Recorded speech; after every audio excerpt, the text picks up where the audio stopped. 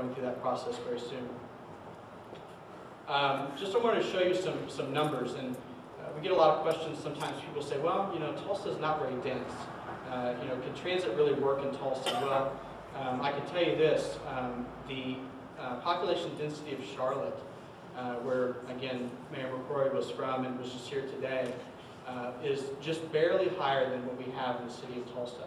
So, and Oklahoma City, who's already developing a streetcar system and already has that funded, their population density is quite a bit less. Now, I mean, some of that is because Oklahoma City's population, or their land area, is quite a bit more than the city of Tulsa. But the reality is that we aren't New York, but we're not as low density as you might think. So that's an important aspect to look at when we're going through the planning process.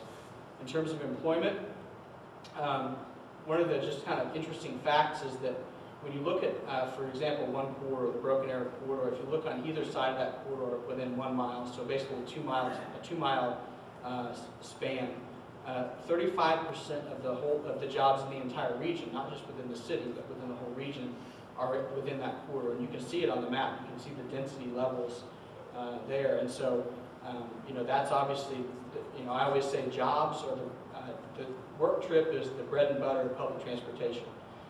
That trip is the easiest trip to serve because it happens at a pretty standard time of day. Even with shift work, you can figure out when that time is and plan for it accordingly. It's harder to serve recreational trips. It's harder to serve school trips because just the nature of the way they are. But so where the jobs are is important, and we'll be looking at that as well. In terms of technology options, there are basically two areas. There's bus and there's rail. Within the bus options, there's the conventional buses that you see today. There's express buses, which are sort of like coach buses, and a little bit nicer. They tend to serve park and ride lots, long distances, coming in from suburbs typically. There's bus rapid transit, which serves a little bit like light rail, where it runs in its own dedicated lane. And then there's rail options. There's streetcars, which serve as circulators. They might connect an area, say, from like a Brookside or a Cherry Street to downtown, something like that.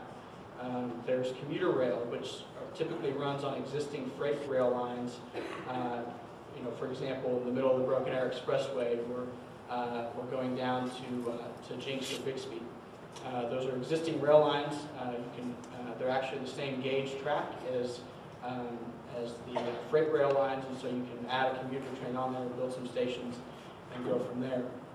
Cities like Fort Worth have those. And again, I just want to remind you that afterwards there's boards that describe each one of those technologies over on the wall, and you can look at those. There's light rail transit, which is what Charlotte developed, and Denver has this same technology as well as Dallas. One of the other things I think is important to know and to think about is that even though it's not a part of this study, the Oklahoma Department of Transportation is looking at linking Oklahoma City and Tulsa.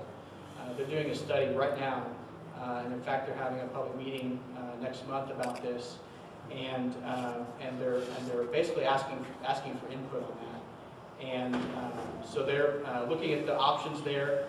And as one of the integral pieces of that puzzle is actually already funded, and you'll see it starting to be constructed this summer. That piece is the I-244 bridge, or some of you know it as US 75, crossing the Arkansas River. This bridge is a project that's funded by ODOT through a federal program called Tiger, but it's going to include, it's a multimodal bridge. It includes a rail deck on top and a rail bridge on the bottom.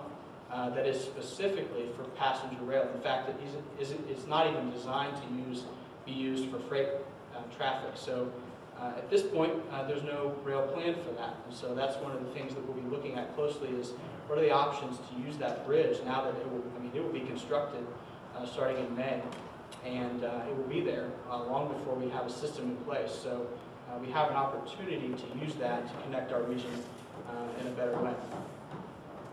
Finally, I just want to let you know that the system planning effort is the very beginning of the process. Essentially, the system plan lays out the roadmap for the long term.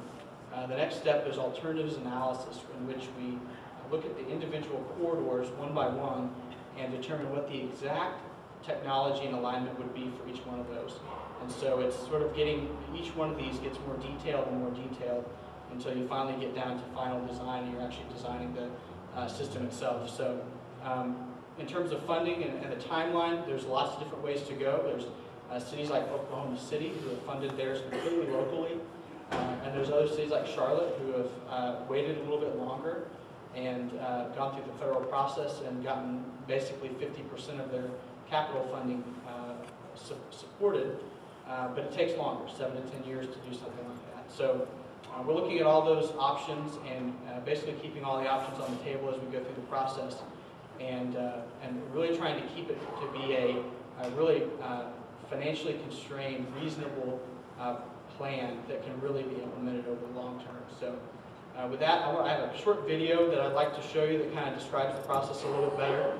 This is posted now on our website, and then after that, we'll have a panel and we'll take questions.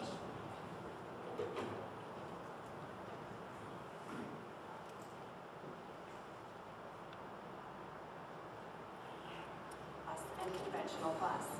Public transportation.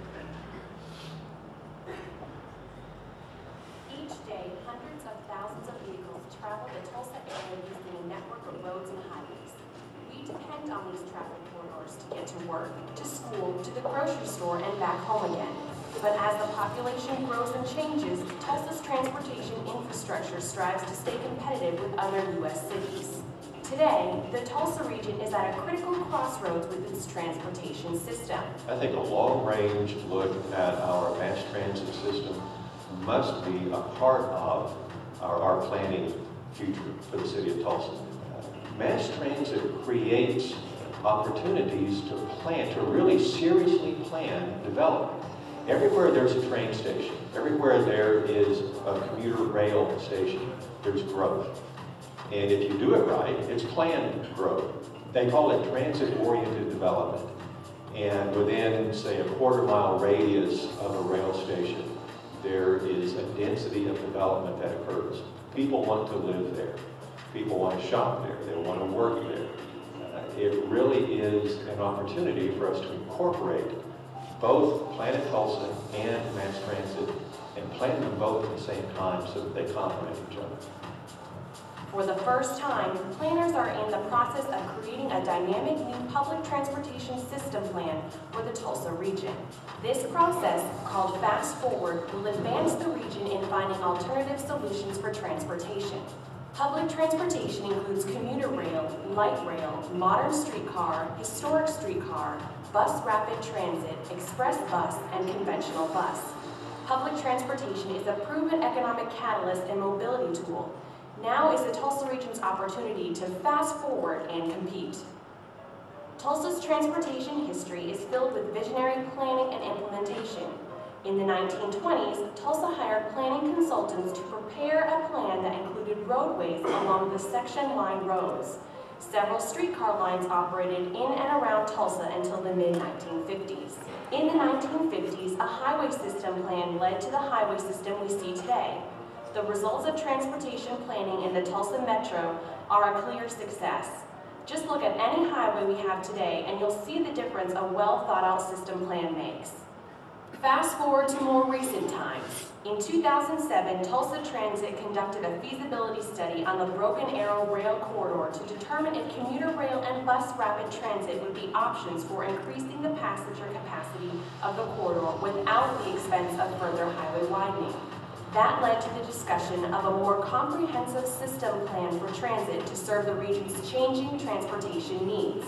Today, we have an opportunity to participate in the development of a new system plan focused on public transportation.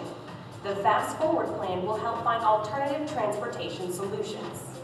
It will be used for decades to come to implement a transit system that will serve to make our region more competitive and better connected. It's easy to see how public transit helps some individuals get around. But what about the big picture problems that impact all of us? The stagnating economy, aging highway systems, and air quality problems. Public transportation provides solutions to each of these problems and more.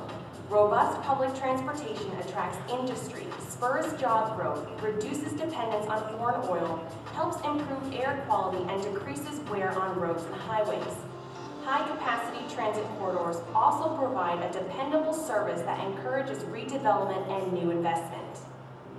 With the Tulsa Region's Fast Forward Plan, we have an opportunity to find these solutions with transit. So how does Fast Forward work? The first phase of the project is to determine where the bottlenecks of traffic are likely to be within the next 20 to 30 years. Once we know where traffic is likely to be the greatest based on projected population and employment growth patterns, public transportation corridors will be identified and prioritized based on congestion relief, ridership forecasts, expected costs, and land and economic development potential. Next, potential transit modes will be considered for application to the corridors based on need and ridership demand. Cities like Charlotte, North Carolina, Albuquerque, New Mexico, and Oklahoma City are investing in their public transportation systems. This is Tulsa's opportunity to remain competitive. Do you want to fast forward the Tulsa region? You have an opportunity to join this important conversation online or share your thoughts during one of the many public engagement events in Tulsa, Broken Arrow, Bixby, Jenks, Sand Springs, and Owasso. Visit www.fastforwardplan.com to provide your input. Fast Forward.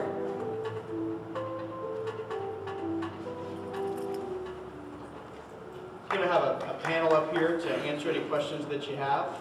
So we have two folks with microphones walking around. If you just stand up and ask your question, we'd be happy to answer it.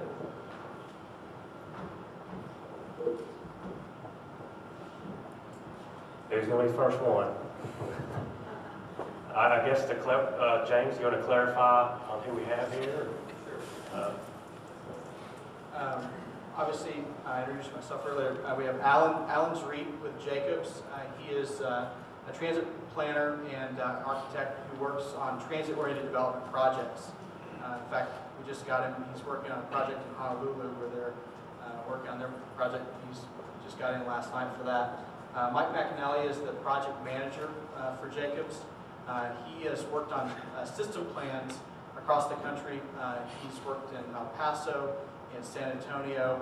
He's actually working currently with the city of Oklahoma City on their streetcar system that they've already funded, that they're basically building or planning to build. And then finally, Patrick Fox is with Zigzag Urban Development. He's here in Tulsa native, and he's here on our project team to help kind of guide us through some of the public involvement and development questions in terms of the economic development and real estate development opportunities that go along with transit. So we should be able to answer any questions that you have. Just let Doug or Casey know, and we can try to fill some of those questions. And then we'll end this shortly, and then after that, we'll just be available to answer questions one-on-one. I know half the people in this room, calling people out. Two quick questions. One is could you define what a corridor is? And then secondly I thought it was interesting on your rail map, you do not have the BNSF line from downtown going out east.